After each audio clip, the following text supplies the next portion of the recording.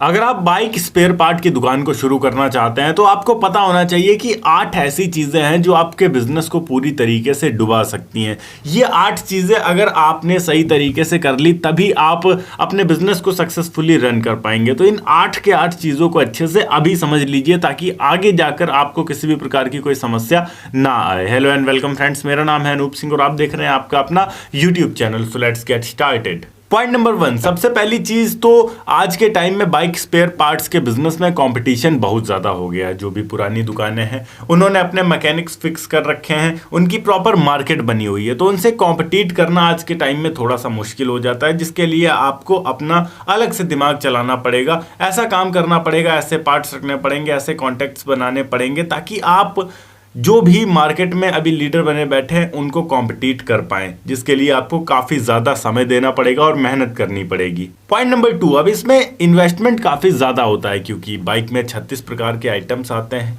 इनमें खास तौर पर brake shoe, clutch plate, chain sprocket, cable, oil filter, bulb indicator, ये सारी की सारी चीज़ें आती हैं। साथ ही साथ यहाँ पर समस्या ये है कि हर बाइक का मॉडल अलग होता है, हर कंपनी के कई सारे बाइक्स हैं, उन सभी बाइक्स के पार्ट्स आपको रखने पड़ते हैं। कुछ ऐसे भी पार्ट्स होते हैं जो कॉमन होते हैं, हर दूसरी या तीसरी बाइक में लग जाते हैं, पर यहाँ पर वो कॉमन पार्ट्स रखने से ही काम नहीं चलता है। जब तक आप मार्केट में वैरायटी नहीं रखेंगे तब तक चल नहीं पाएगा और ये हमारी इन्वेस्टमेंट को बहुत ज़्यादा बढ़ा देता है। पॉइंट नंबर 3, आज के टाइम में बाइक के स्पेयर पार्ट्स में अगर आप नई दुकान खोल रहे हैं, आपको बहुत ज़्यादा पहचान जान परख चीज़ों की नहीं है, तो यहाँ पर आपको नकली माल भी डीलर से मिल सकता है। और अगर आपने कंपनी की चीज़ें ना बेचकर नकली चीज़ें बेच दी किसी ग्राहक को और उसके पास से कंप्लेन आई तो फिर आपकी मार्केट वहीं पर क्रैश हो जाती है, ख़राब हो जाती है फिर, और बंदे आपके पास से शायद ही सामान खरीदें अगर उनका एक्सपीरियंस अच्छा नहीं रहता है। इसलिए ये आपको इंश्योर करना पड़ेगा सबसे पहली चीज़ जब भी आप माल खरीदने जाएं कि जो भी पार्ट्स आप खरीद रहे हैं वो जेन्युइन और ओरिजिनल हैं या फिर नहीं। पॉइंट नंबर 4, अब जैसा कि मैंने पहले बताया कि जितने भी मैकेनिक्स हैं उनसे आपको अच्छा संपर्क बनाना पड़ेगा, मेहनत करनी पड़ेगी, क्योंकि जो मार्केट में अभी पहले से लीडर बने बैठे हैं, जो शॉप्स चला रहे हैं, बड़ी बड़ी मार्केट को लीड कर रहे हैं, उनके काफ़ी अच्छे मिस्त्री जो है वो ग्राहक बने हुए हैं। तो जितने भी बाइक मैकेनिक्स हैं उनसे आपको अच्छे कांटेक्ट रखने पड़ेंगे और कई बार ऐसे में जो हमारा मैकेनिक है वो उधार माल भी उठाता है, तो मजबूरी में हमें वो भी देना पड़ता है। पॉइंट नंबर 5, अब ये ऐसी चीज़ है जिससे काफ़ी ज़्यादा इम्पैक्ट पड़ता है। कई बार हमारे दुकान के बंद होने की भी नौबत आ जाती है।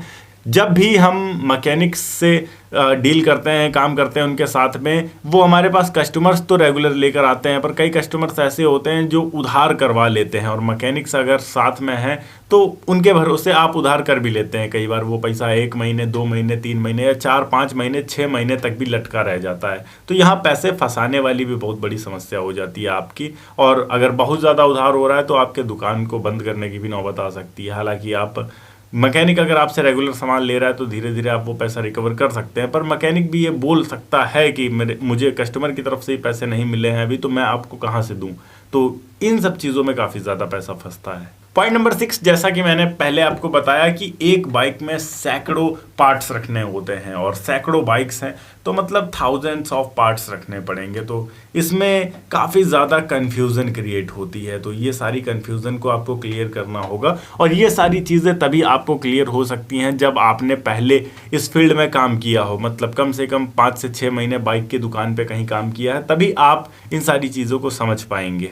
पॉइंट नंबर 7 की बात करें, अब इसमें जो हमारा मार्जिन होता है वो काफ़ी ज़्यादा कम होता है। कई पार्ट्स ऐसे होते हैं जिनमें 10 से 20% होता है मैक्सिमम, कुछ पार्ट्स ऐसे होते हैं जो आपको 25% तक का मुनाफा दे देते हैं। तो यहाँ पर अगर आप 10 लाख का माल भरकर भी अपने दुकान को शुरू करते हैं, तब महीने की सेल यहाँ पर अगर आपकी 10 लाख हिट करती है, तब जाकर आप 1 से 1.5 लाख या 2 लाख तक एक्सपेक्ट कर सकते हैं, जिसके लिए ये कंपलसरी है कि आपकी जो सेल्स हैं वो महीने की कम से कम 10 लाख हिट करें। कुछ ऐसी भी दुकानें हैं जो एक दिन में 10-10 लाख का कारोबार कर रहे हैं, पर आपको उस लेवल तक जाने में समय लगेगा। कम से कम 4-5 साल या 10 साल का समय अगर आप लेकर चलते हैं तो आप उस लेवल तक पहुंच पाएंगे। एंड पॉइंट नंबर 8, और बहुत ज़्यादा इंपॉर्टेंट पॉइंट यहाँ पर, कि टेक्निकल नॉलेज अगर आपको नहीं है तो ये बिजनेस बिल्कुल आपके लिए नहीं है। अगर आप बाइक स्पेयर पार्ट की दुकान खोल रहे हैं और आपको बाइक के पार्ट्स के बारे में ही नहीं पता, तो यहाँ पर आपके बाइक स्पेयर पार्ट की दुकान का चलना बहुत ज़्यादा मुश्किल हो जाता है। कस्टमर मांग कुछ और रहा है, आप दे कुछ और रहे हैं, क्योंकि आपको बाइक की नॉलेज ही नहीं है।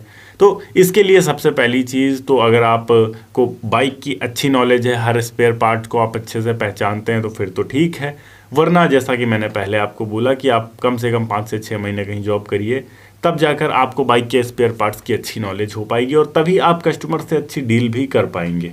इस तरीके से आप बाइक के स्पेयर पार्ट्स के शॉप को शुरू कर सकते हैं। कई सारी समस्याएं आती है, ये सारी समस्याओं को अगर आप देख कर चल सकते हैं, आगे बढ़ सकते हैं, इनसे निपट सकते हैं, तभी बाइक स्पेयर पार्ट्स की दुकान का बिजनेस आपके लिए है। वरना यहाँ पर पैसे बर्बाद मत करिएगा। ओके गाइस, ये थी एक छोटी सी वीडियो की कौन कौन सी समस्याओं का सामना करना पड़ता है एक बाइक के स्पेयर पार्ट्स की दुकान वाले को। अगर आप इन सब चीज़ों को झेल कर आगे बढ़ सकते हैं तो ये बिजनेस बिल्कुल आपके लिए है। अगर वीडियो अच्छी लगी हो तो वीडियो को लाइक करके चैनल को सब्सक्राइब जरूर कर दीजिएगा। मैं मिलता हूँ आपको नेक्स्ट वीडियो में एक नए टॉपिक के साथ। तब तक के लिए जय हिंद, वंदे मातरम।